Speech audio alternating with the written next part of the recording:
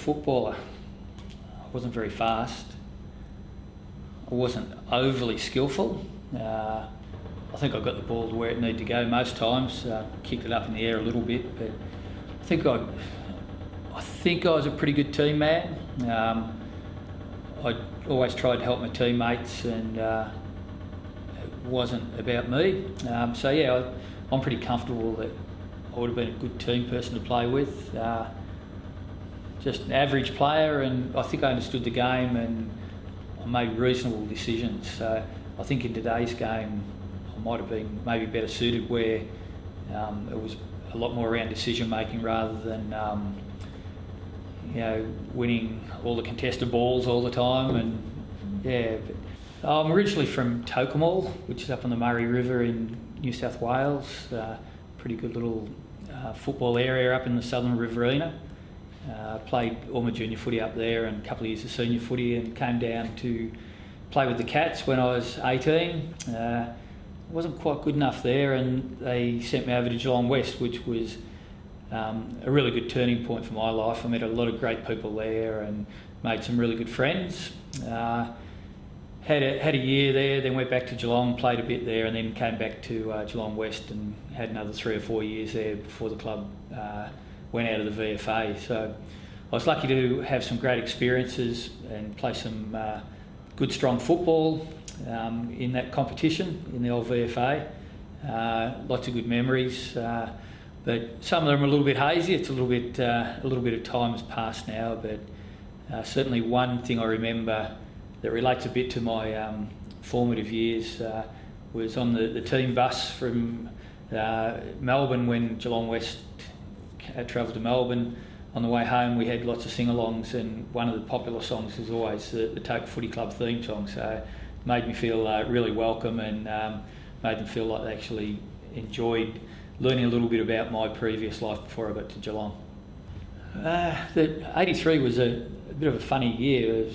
There was a few young players. Myself, I got over to West a couple of games into the season after being pushed out of Geelong, so that was a great opportunity for me. But there was a couple of my young mates there, Mick Higgins and Jock Evans, and some really other good young players like Fraser Murphy and Selzy had come to the club, and Sylvester Cranes, Mark Dalhouse, all young fellas who well, I think we thought we could play a bit and had a bit of confidence, but never thought that that would probably challenge that early part of the year. But you have some experienced guys around you, and Mark Brown, Jan Smith, Joe Radojevic, Gibbo, Mark Johnson, Tawny, Eddie, all those players. You start to build a bit of confidence, and you realise that there's plenty of people around who can help to guide you a bit. And probably one I've neglected there is Paul Welsh, who was always a great person to play with, and really looked after the younger players. And it was probably 3/4 of the way through the year, I think we might have played Preston down at West Oval, and there would have been 10 or 12,000 people there, and you could tell that Preston were up for the challenge, and they knew that by the end of the game that we were up for it as well. And I think that we might have actually frightened them a little bit with the challenge we presented. And I think from there, about 3/4 of the way through the year, I thought that we might have been a chance, and as it turned out, we were a chance, but not quite good enough in the end.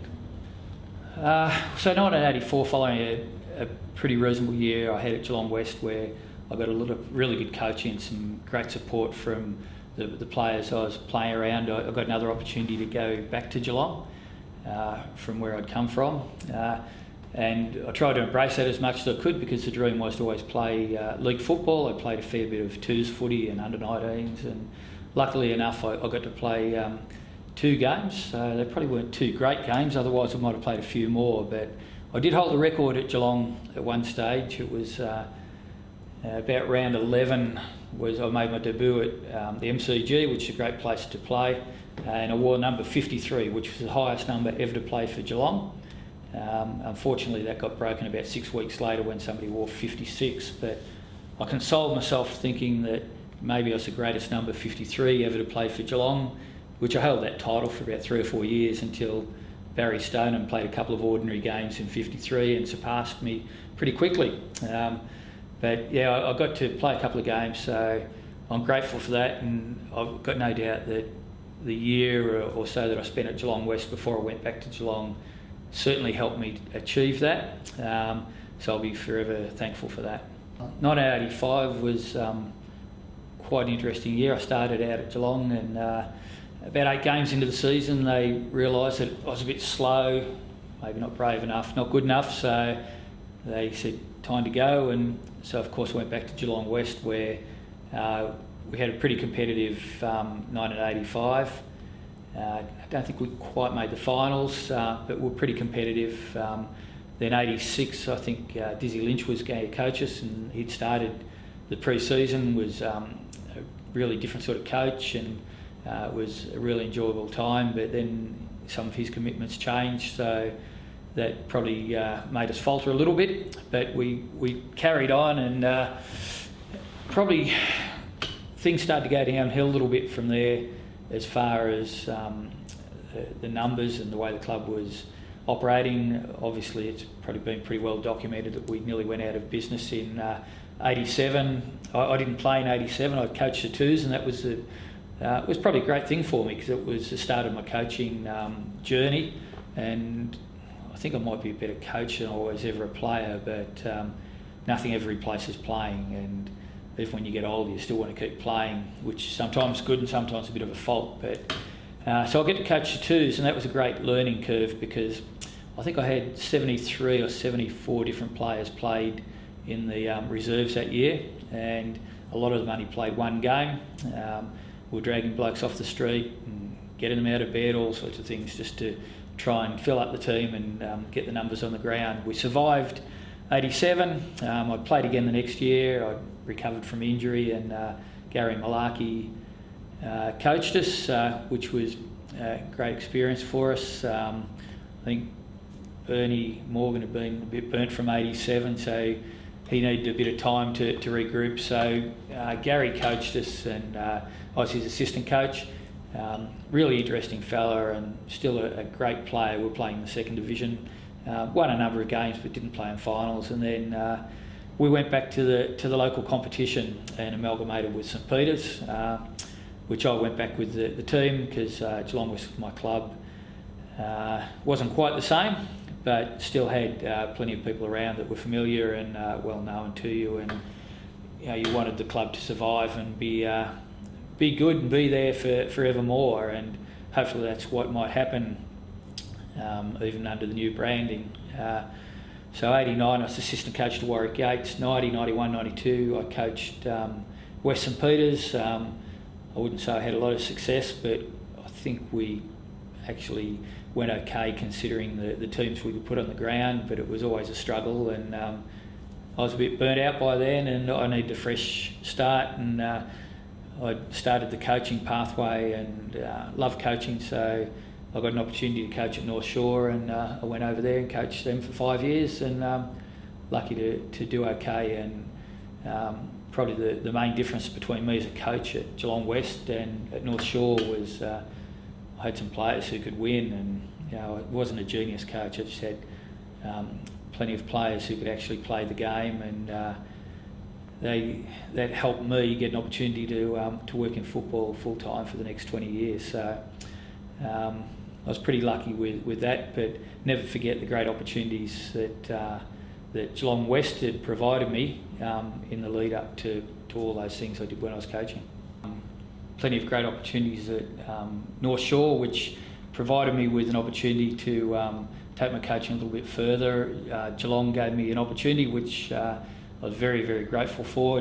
Geelong had always been good to me when I played there for a few years, so I'd lived in the town for a long time, and I supported the team.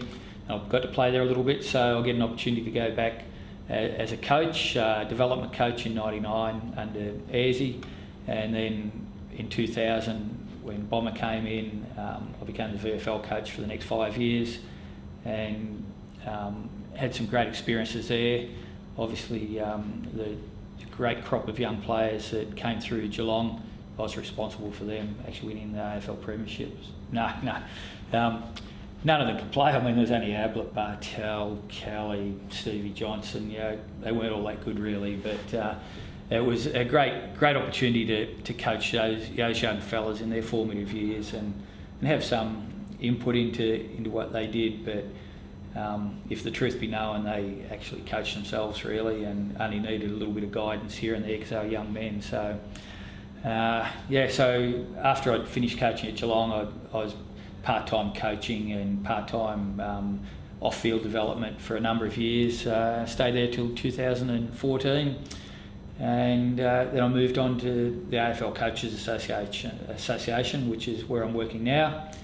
And I work with the coaches in the AFL clubs around their professional development, a bit of mentoring, personal development, well-being, and any opportunities we can create for them to help make them better coaches, keep them in the game longer, and give them some opportunities on the way out. So, still part of the football industry.